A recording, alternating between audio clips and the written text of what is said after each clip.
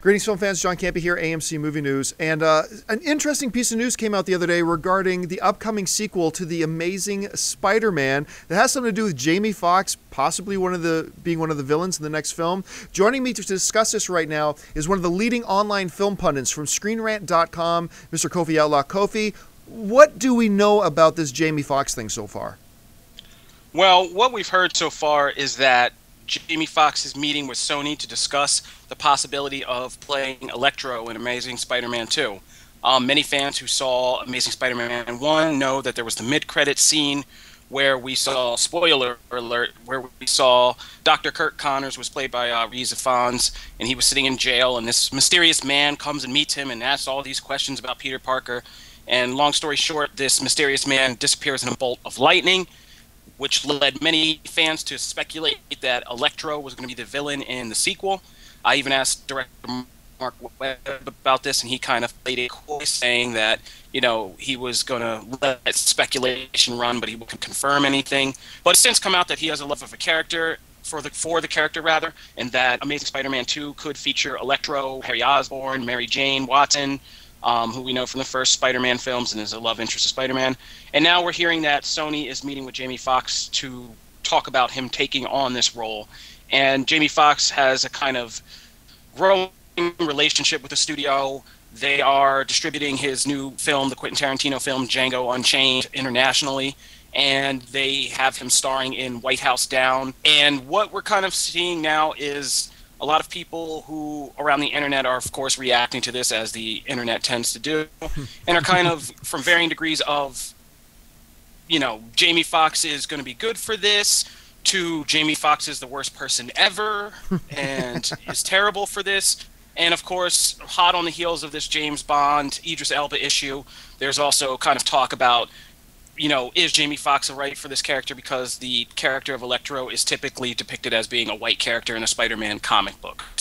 All that aside, I've had this argument at length too much recently, but I mean, for my part, I think Jamie Foxx is a pretty good actor. We haven't necessarily seen him do something like this, so I can't say 100% that he can really bring justice to this role. But Electro, I know for comic book fans, are very familiar with the character, but the wider film audience, I don't think they are as familiar with this character. This is clearly not the first instance of possibly doing some race switching. Obviously, a number of years ago, we saw in Daredevil, we saw Michael Clark Duncan step in and play the traditionally Caucasian role of Kingpin. And quite frankly, even though that film had problems, I thought Michael Clark Duncan playing the role of Kingpin was actually one of the strong suits of that film.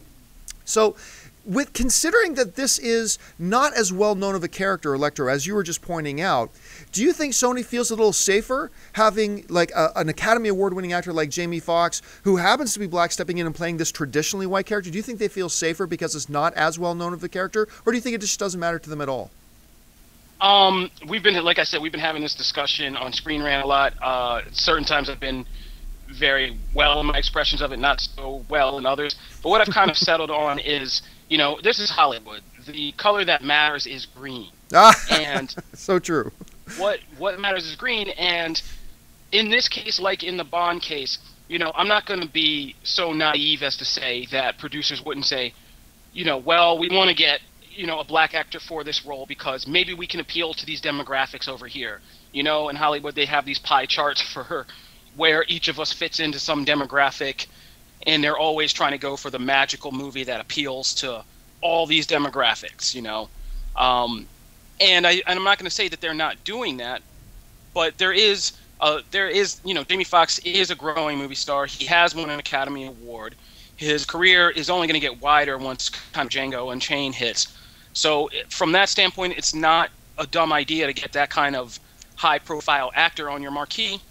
And it's also not a dumb idea to get a high-profile actor who's going to appeal to a side of the movie-going demographic that might not have come to Amazing Spider-Man, you know, otherwise. I can imagine a lot of Black and Latino people who necessarily aren't into comic book films but know Jamie Foxx and would say, oh, Jamie Foxx is in this film? Oh, I'm going to go see this because Jamie Foxx is in this film. So I think at the end of the day, they are using colors, you know, possibly in part to just get the one color that really matters to them, which, like I said, is green. Well, great insight as always, Kofi. Thanks so much. And listen, folks, we want to know what you guys think. What do you think about these reports that Jamie Foxx is going to be your villain in the next Spider-Man film? Leave your thoughts in the comments section below. Don't forget to click that little YouTube subscribe button to subscribe to us at AMC Theaters here on YouTube. Once again, thank you, Kofi, so much. You can find Kofi stuff over at ScreenRant.com. Thanks again, Kofi.